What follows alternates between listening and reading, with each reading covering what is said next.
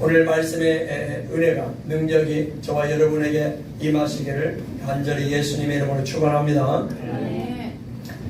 제가 집에서 가끔 반찬을 만듭니다. 물론 쉽게 만들 수 있는 반찬들입니다. 제가 달걀을 좋아하다 보니까 달걀을 곁들인 반찬들을 주로 많이 만들 때가 있습니다. 지난 금요일 저녁에는 달걀과 가지로 맛있는 반찬을 준비해 보려고 인터넷을 좀 검색해 봤어요. 그런데 대부분 너무 많은 준비물들이 필요한 것을 봤습니다. 가지와 달걀만 있는 게 아니라 거기에 소금도 들어가야 되고 기름도 들어가야 되고 젓갈도 들어가야 되고 고추장도 들어가야 되고 고춧가루도 들어가야 되고 뭣도 들어가야 되고 복잡하더라고요. 이렇게 뭐 만들겠다. 그래서 그냥 제 생각대로 만들기로 했습니다. 준비물은 간단했습니다. 달걀 6개 하고 가지 큰 거 2개 그리고 소금 반 수저를 준비했고 대파는 없어서 건너뛰기로 했습니다. 그렇게 모두 섞어서 프라이팬에 익힌 다음에 아내와 함께 맛있는 저녁 식사를 했습니다. 만일 우리 아들이 옆에 있었더라면 아마 영상을 찍어서 처치하다에 올렸을 텐데 그건 좀 아쉬운 마음이 있습니다. 그렇습니다. 간단한 반찬을 만드는데도 준비가 필요하듯이 모든 일에는 준비가 있습니다. 크든 작든 준비를 해야 합니다. 준비 없이는 그 어떤 일도 제대로 할 수가 없습니다. 오늘 본문에 보면 이스라엘의 왕 다윗이 성전 건축을 위해서 많은 것들을 준비하기 시작하죠. 그 오늘 말씀의 준비 제목이 다윗의 성전 건축 준비입니다. 한번 읽어볼까요? 큰 소리로 시작. 다윗의 성전 건축 준비. 예전에 제가 대신방을 대신해서 저와 함께 각 가족별로 만나서 식사하는 시간들을 가졌었죠. 그때 우리 준서 형제가 한 가지 약속을 했습니다. 지금 건축학과를 준비하고 있잖아요. 나중에 자신이 건축가가 되면 우리 교회 성전을 짓겠다고 했습니다. 아멘? 그 고백과 그 마음과 그 믿음을 하나님께서 받으신 줄로 믿습니다. 그 약속이 언제 이루어질지 알 수 없지만 그 약속대로 성전을 짓기 위해서는 준서 형제 역시 많은 준비가 필요합니다. 다윗은 하나님께 교만했던 자신의 범죄를 인정하고 용서를 구했죠. 그때 하나님께서는 선지자를 통해서 오르난의 타작 마당을 사서 그곳에 뭘 쌓으라고 했어요? 제단을 쌓아라 말씀을 하셨습니다. 다윗은 즉시 하나님의 말씀을 순종해서 오르난에게 가서 충분한 값을 지불하고 그 땅을 샀죠. 그리고 그곳에 제단을 쌓고 하나님께 번제와 화목제를 올려드렸습니다. 다윗을 대신하여 소나 양이 죽은 거죠. 본문에는 소가 죽었는지 양이 죽었는지 알 수 없지만 오르난이 나에게 있는 소들을 다 드리겠습니다. 이걸 제물로 바치십시오 했던 것을 보면 아마 소가 그 제물로 번제물로 또는 화목제물로 드려진 것 아닌가 생각해 볼 수 있습니다. 하나님은 그 제물들을 불러 또 어떻게 하셨어요? 태우셨죠. 불러 응답하신 하나님을 믿으시기 바랍니다. 하나님께서 다윗을 품어주신 거죠. 다윗을 용서해 주신 거죠. 그리고 이스라엘을 향한 징계를 거두시게 되었습니다. 그렇게 은혜를 받은 다윗은 백성들 앞에서 놀라운 선포를 합니다. 오늘 본문 1절 함께 읽겠습니다. 시작. 다윗이 이르되 이는 여호와 하나님의 성전이요 이는 이스라엘의 번제단이라 하였더라. 아직 성전이 지어지지 않았어요. 다윗은 하나님께 제단을 쌓았던 오르난의 타작마당 그곳을 하나님의 성전이요 이스라엘의 번제단이라 이렇게 선포했습니다. 아직 성전이 지어지지 않았지만 그 땅을 향하여서 번제단을 향하여서 이것이 하나님의 성전이요 하나님의 번제단이다 이렇게 선포한 거죠. 왜 다윗은 이 오르난의 타작마당이 하나님의 성전이 세워질 장소라고 선포했겠습니까? 그곳은 다윗을 대신하여 소가 희생된 곳이요 하나님께서 불러 임재하신 곳으로서 거룩한 장소요, 은혜의 장소요, 또 용서의 장소이기 때문입니다. 오르나니 타작마당, 그곳에서 다윗이 번제단을 쌓고 하나님께 소를 제물로 드렸어요. 번제물로 드렸어요. 화목제물로 드렸어요. 그리고 하나님께서 불러 그곳에 임하셔서 제물을 태우셨어요. 응답하셨어요. 이 다윗의 회개를, 다윗의 믿음을, 다윗의 헌신을 받아 주셨습니다. 은혜를 주신 거죠. 용서를 주신 거죠. 그래서 다윗은 그곳이 바로 하나님이 임재하신 곳이요, 그것이 바로 하나님께로부터 용서받은 것이요, 그것이 바로 하나님의 은혜가 임한 것이요, 그래서 그곳을 향하여 하나님의 성전이요 이스라엘의 번제단이다 이렇게 선포하고 성전 건축을 준비하게 된 겁니다. 그렇습니다. 다윗의 자손으로 오신 예수님도 모든 인류를 대신하여, 저와 여러분을 대신하여 희생제물이 되셨습니다. 그리고 희생제물이 되셔서 갈보리 언덕에 올라가셔서 친히 십자가에 못 박혀 죽으신 걸 믿으시기를 바랍니다. 그래서 그 예수님을 향하여 침례 요한이 이렇게 선포하지 않습니까? 함께 요한복음 1장 29절 읽겠습니다. 요한복음 1장 29절 시작. 이튿날 요한이 예수께서 자기에게 나아오심을 보고 이르되 보라, 세상 죄를 지고 가는 하나님의 어린 양이로다. 아멘. 세상 죄를 지고 가는 하나님의 어린 양, 저와 여러분의 죄를 지고 가는 하나님의 어린 양 예수님 때문에 우리는 용서를 받고 구원에 이르고 하나님의 자녀가 되는 놀라운 은혜를 받은 걸 믿으십니까? 그 예수님을 믿는다면 우리도 용서의 하나님, 은혜의 하나님께 예배의 제단을 쌓고 그 예배 중에 하나님의 임재를 체험하시기를 주님의 이름으로 축원합니다. 그런데 하나님은 다윗이 아닌 다윗의 아들 솔로몬이 성전을 지을 거라 말씀하셨죠. 왜요? 다윗이 그동안 많은 전쟁들을 통해서 너무나 많은 피를 흘렸기 때문이라고 말씀하셨습니다. 그래도 다윗은 서운하긴 했지만 아들 솔로몬을 위해서 건축 재료들을 미리 준비하고자 했습니다.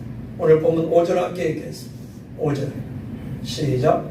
다윗이 이르되 내 아들 솔로몬은 어리고 미숙하고 여호와를 위하여 건축할 성전은 극히 웅장하며 만국의 명성과 영광이 있게 하여야 할지라. 그러므로 내가 이제 그것을 위하여 준비하리라 하고 다윗이 죽기 전에 많이 준비하였더라. 아직 솔로몬이 10대 후반이나 20대 초반이 아주 어린 상태, 경험이 많지 않습니다. 그래서 그 스스로가 성전 건축을 준비하고 해나가기에는 감당하기가 어려울 수 있었습니다. 그래서 다윗이 미리 다 준비해 놓고 이제 솔로몬을 불러서 당부하게 됩니다. 어떻게 보면 다윗의 유언이기도 하지요. 본문 6절을 함께 읽겠습니다. 6절 시작. 다윗이 그의 아들 솔로몬을 불러 이스라엘 하나님 여호와를 위하여 성전 건축하기를 부탁하여. 다윗 스스로는 성전을 건축할 수 없었다고 했죠. 하나님 허락하시지 않았어요. 그리고 하나님이 네 아들 솔로몬이 성전을 건축할 거야 말씀하셨죠. 그래서 아들 솔로몬을 불러서 당부하게 되는 겁니다. 유언을 하게 되는 거죠. 여기서 부탁하여라고 했는데 이 부탁했다는 말은 당부했다 그런 뜻입니다. 어떤 또 번역 성경은 명령했다라고도 이제 번역하고 있는데 당부했다는 의미가 더 강할 수 있습니다. 다윗은 솔로몬에게 유언하면서 제일 먼저 성전 건축의 목적을 알려줍니다. 성전 건축을 하라고 이제 당부하는데 성전을 건축할 때 그 목적이 뭐냐? 그 목적을 분명히 하라 알려주고 있는 거죠. 성전 건축의 목적이 뭐라고 말씀해요? 하나님의 영광을 위하여, 즉 여호와 하나님을 위하여 성전 건축을 해야 된다 이렇게 당부하고 있습니다.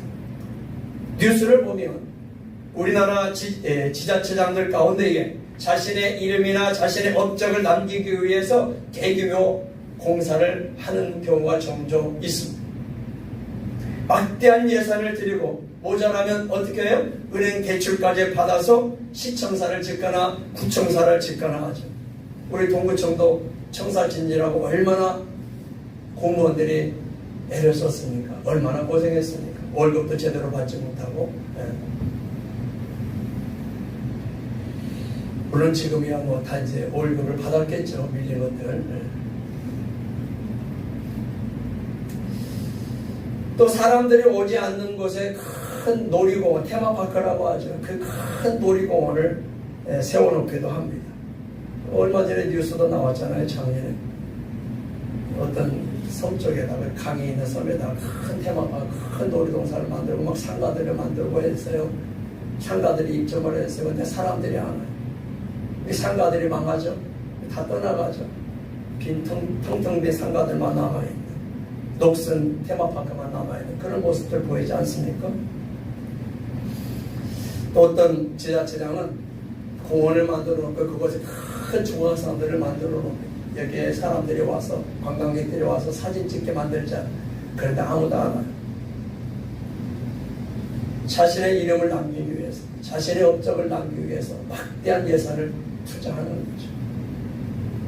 그런데 다윗은 분명하게 말합니다. 성전을 짓는 것은 나 다윗을 위한 것이 아니다. 너 솔로몬을 위한 것이 아니다. 온전히 누구를 위하는 것이다? 하나님을 위하는 것이다. 할렐루야.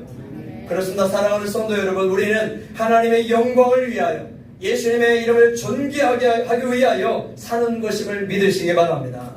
우리가 교회를 섬기고 봉사를 하고 헌신을 하는 것도 나를 위하여가 아닙니다. 나의 기쁨을 만족시키기 위해서가 아닙니다. 나의 마음을 만족시키기 위해서가 아닙니다. 그 모두는 하나님의 영광을 위하여, 예수님의 이름을 존귀케 하기 위하여인 것을 믿으시기를 바랍니다. 시편 72편 19절을 세 번역으로 함께 읽겠습니다. 시편 72편 19절 시작. 영광스러운 그 이름을 영원토록 찬송합니다. 그 영광을 온 땅에 가득 채워 주십시오. 아멘 아멘. 다윗의 시입니다. 다윗은 삶의 목적이 분명했어요. 하나님을 찬양하는 거였어요. 하나님께 영광 돌리는 거였어요. 그래서 이렇게 고백하는 거예요. 영광스러운 그 이름을 영원토록 찬양합니다. 나는 영원토록 하나님의 영광을 위해 살겠습니다. 그리고 그 하나님의 영광을 이 땅 온 땅에 가득 채워주십시오. 그리고 뭐라고 해요? 아멘 아멘. 아멘을 두 번이나 선포하고 있어요. 그렇게 되어지기를 간절히 바란다는 거죠. 하나님의 영광이 드러나기를 바란다는 거예요. 누구의 삶 속에서? 자신의 삶 속에서. 할렐루야.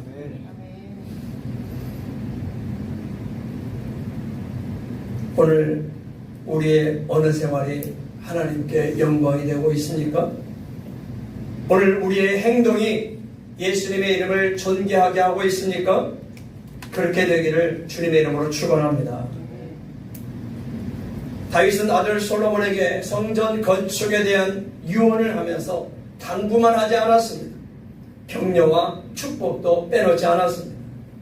왜냐하면 성전을 건축한다는 것은 다윗도 이야기했지만 쉬운 일이 아니었기 때문입니다. 엄청난 예산이 들어갑니다. 수많은 사람들을 동원해야 합니다. 군사력이 약화될 수 있습니다. 국가 경제가 위태로울 수 있습니다. 그리고 이 성전은 하나님의 영광을 드러내야 했습니다. 다윗은 통치 경험상 이런 어려움들을 잘 알고 있었기 때문에 솔로몬을 격려하고 축복해야 했습니다. 다윗의 첫 번째 격려와 축복은 본문 9절입니다. 9절 함께 읽겠습니다. 시작. 보라, 한 아들이 내게서 나리니 그는 온순한 사람이라. 내가 그로 주변 모든 대적에게서 평온을 얻게 하리라. 그의 이름을 솔로몬이라 하리니 이는 내가 그의 생전에 평안과 안전함을 이스라엘에게 줄 것임이니라. 아멘.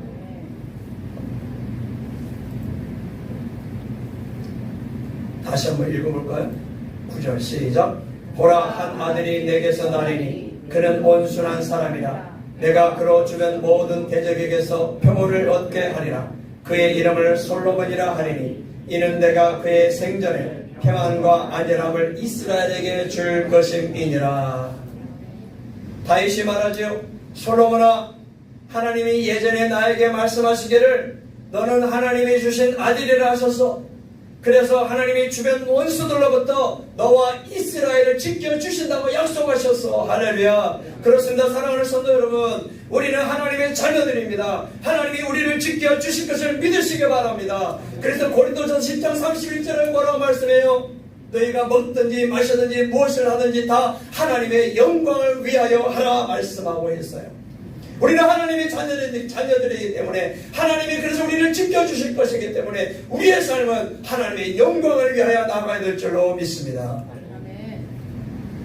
다윗의 두 번째 격려와 축복은 본문 10절입니다. 함께 읽겠습니다. 10절 시작. 그가 내 이름을 위하여 성전을 건축할지라. 그는 내 아들이 되고 나는 그의 아버지가 되어 그 나라 왕위를 이스라엘 위에 굳게 세워 영원까지 이르게 하리라 하셨나니. 아멘. 하나님께서 솔로몬의 아버지가 되어주신다고 했다는 겁니다. 하나님께서 솔로몬의 왕위를 굳게 세워주시겠다고 했다는 겁니다. 그렇습니다. 하나님은 우리의 아버지이십니다. 우리는 왕같은 제사장이요 거룩한 나라요 하나님의 소유된 백성입니다. 그러니 아버지 하나님께서 우리가 천국 가는 그날까지 우리를 굳건하게 세우시고 그 모든 권세와 은혜를 누리게 하실 것을 믿으시기를 바랍니다. 세 번째 다윗의 격려와 축복은 본문 11절입니다. 함께 읽겠습니다. 11절 시작. 이제 내 아들아 여호와께서 너와 함께 계시기를 원하며 네가 형통하여 여호와께서 내게 대하여 말씀하신 대로 네 하나님 여호와의 성전을 건축하며. 다윗은 하나님께서 언제나 솔로몬과 함께 하셔서 형통하기를 축복합니다.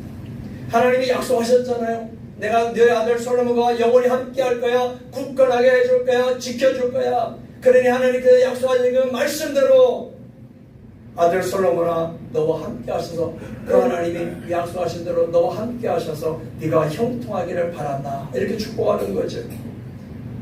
또 하나님의 약속대로 성전 건축이 잘 되어질 거니까 걱정하지 마라. 염려하지 마라. 축복합니다. 그렇습니다. 우리 부모들은요 자녀들에게 하나님께서 언제나 너희들과 함께 하실 거라고, 너희가 하는 일들이 잘 되도록 하나님께서 도우실 거라고 축복하고 격려할 수 있기를 바랍니다. 부모는 축복하는 자, 부모는 격려하는 자. 물론 때로는 자녀들이 잘못됐을 때 징계할 수도 있고 책망을 할 수도 있지만 기본적으로 부모는 자녀들을 축복해야, 격려해야 합니다. 어떻게 축복하고 격려할까요? 하나님이 너희들과 항상 함께 하실 거야. 하나님께 너희 가는 길을 열어주실 거야. 하나님께 너희 가는 길을 인도해 주실 거야. 네가 하는 일들이 다 잘 되도록, 그래서 하나님께 영광 돌리도록 해 주실 거야. 이렇게 축복하고 격려하는 부모들이 되시기를 바랍니다. 책망도 할 수 있어요. 네, 징계도 할 수 있어요. 그러나 축복과 격려가 더 많기를 주님의 이름으로 축원합니다. 네 번째로 다윗의 격려와 축복은 본문 12절부터 13절입니다. 함께 읽겠습니다. 12절 13절 시작. 여호와께서 내게 지혜와 총명을 주사 내게 이스라엘을 다스리게 하시고 네 하나님 여호와의 율법을 지키게 하시기를 더욱 원하노라. 그때에 네가 만일 여호와께서 모세를 통하여 이스라엘에게 명령하신 모든 규례와 법도를 삼가 행하면 형통하리니 강하고 담대하여 두려워하지 말고 놀라지 말지어다. 아멘. 다윗은 하나님께서 솔로몬에게 지혜와 총명을 주셔서 이스라엘을 잘 다스리게 하실 것을 기도하겠다고 축복하죠. 자녀들을 위해서 부모는 날마다 기도하지 않습니까? 잘 되기를 기도하죠. 자녀들을 위한 기도를 빼놓지 않는 부모들이 되시기를 바랍니다. 자녀들이 아무리 마음에 들지 않아도 부모는 자녀를 축복해야 돼요. 격려해야 돼요. 그리고 자녀들을 위해서 눈물로 기도할 수 있어야 합니다. 믿으시기를 바랍니다.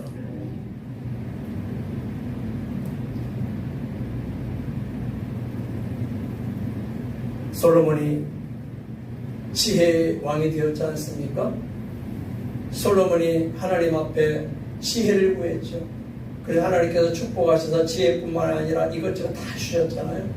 그런데 솔로몬이 그렇게 지혜의 왕이 될 수 있었던 것은 바로 이렇게 아버지 다윗, 육신의 아버지 다윗이 그 솔로몬에게 하나님께서 지혜를 주시기를 간절히 기도했기 때문이 아니겠습니까?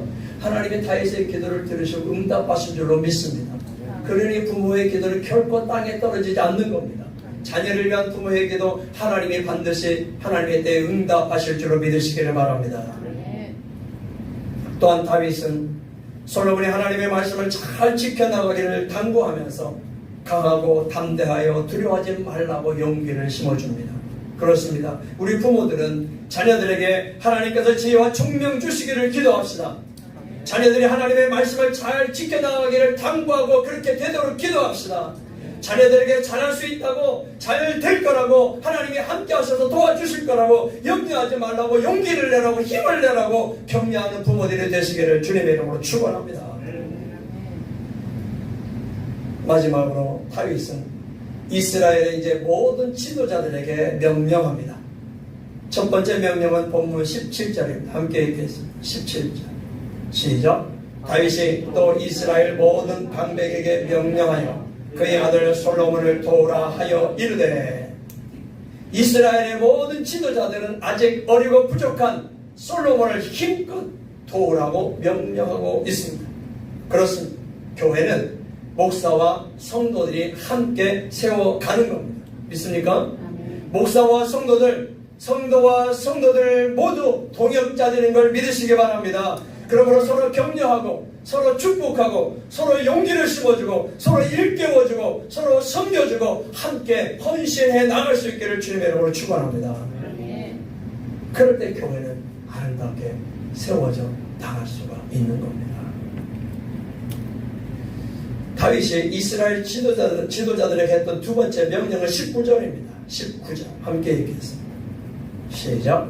이제 너희는 마음과 뜻을 맞춰서 너희 하나님 여호와를 구하라. 그리고 일어나서 여호와 하나님의 성전을 건축하고 여호와의 언약궤와 하나님의 성전의 기물을 가져다가 여호와의 이름을 위하여 건축한 성전에 드리게 하라 하였더라. 아멘. 다윗은 이스라엘의 지도자들에게 누구를 구하라고 명령해요? 하나님을 구하라, 여호와를 구하라 명령합니다. 그리고 성전 건축에 적극적으로 함께하라, 동참하라 명령합니다. 성전을 건축한 후에는 성전의 기물들, 하나님의 언약궤를 비롯한 성전의 기물들을 잘 옮겨 놓으라 명령합니다. 그렇습니다. 성도들은 언제나 하나님을 구해야 합니다. 믿습니까? 이 말은 하나님을 가까이 하라는 뜻입니다. 하나님을 가까이 하시기를 바랍니다. 오늘도 내일도 언제나 항상 하나님을 가까이 하시기를 바랍니다. 왜요? 그것이 사는 길이기 때문입니다. 하나님을 가까이 하는 것이 내가 사는 길이고 여러분이 사는 길이고 교회가 사는 길임을 믿으시길 바랍니다. 그리고 우리가 하나님을 가까이 할 때 우리나라가 잘 될 줄로 믿습니다. 한국, 우리나라가 왜 이렇게 되었어요? 그것은 우리가 하나님을 가까이 하지 않기 때문에, 한국 교회가 하나님을 가까이 하지 않기 때문에요. 하나님 앞에 나라를 위해서 무릎 꿇고 눈물로 기도하지 않기 때문이에요. 저와 여러분이 나라를 위해서 기도하지 않기 때문이에요. 한국교회가 그동안 교회만을 위해 살아왔고 나라보다는 우리 교회 이렇게 하다 보니까 우리나라가 이 엉망이 된 거 아니겠습니까? 이 지경이 된 거 아니겠습니까? 사랑하는 성도 여러분, 기도해야 합니다. 하나님께 기도해야 합니다. 그렇게 하나님께 가까이 나아가야 합니다. 말씀을 읽어야 합니다. 말씀을 들어야 합니다. 성경 통독 카톡에 올리는 거 잊지 마십시오. 꼭 하시기 바랍니다. 그게 하나님을 가까이 하는 길이에요. 말씀을 들어야 귀가 열리는 거예요. 말씀을 들어야 내 영이 깨어나는 거예요. 그래야 내가 어느 길로 가야 할지를 알 수가 있는 겁니다. 기도의 자리를 찾고 말씀의 자리를 찾고 예배의 자리를 찾는 것, 이게 하나님을 구하는 것이요, 하나님께 가까이 가는 것이요, 저와 여러분이 사는 길이요, 우리 교회가 사는 길이요, 한국 교회가 사는 길이요, 우리 조국 대한민국이 사는 길임을 믿으시기를 바랍니다. 또한 교회 직분자들은 교회를 세우는 일에 더욱 앞장서서 섬기고 헌신하는 일에 본이 될 수 있기를 바랍니다. 사랑하는 성도 여러분, 다윗은 어린 아들 솔로몬을 위해서 성전 건축을 위해 많은 것들을 준비했습니다. 건축 재료들을 준비했습니다. 아들 솔로몬에게 당부와 축복과 격려의 말도 빼놓지 않았습니다. 이스라엘의 지도자들에게 협력을 당부했습니다. 다윗은 왜 이렇게 많은 준비들을 했을까요? 기물들만 준비한 게 아니에요. 건축 재료만 준비하는 게 아니에요. 아들에게 당부도 하고 축복도 하고 격려도 하고요. 이스라엘의 지도자들에게 방백들에게 또한 명령도 내리고 이렇게 해달라 저렇게 해달라 지시를 했어요. 이런 준비들을 했어요. 왜 그랬을까요? 그것은 성전이 그만큼 중요하기 때문입니다. 성전은 하나님의 임재를 상징합니다. 성전은 하나님 중심의 신앙을 강조합니다. 성전은 교회 중심의 신앙을 교훈합니다. 그래서 성전은 우리의 삶과 신앙의 용기와 소망을 심어주는 걸 믿으시길 바랍니다. 성전은 동역의 필요성, 섬김의 필요성을 보여주고 있습니다. 성전과 함께 하나님과 함께 교회와 함께하면서 하나님께 영광 돌리는 삶이 될 수 있기를 주님의 이름으로 축원합니다. 기도하겠습니다.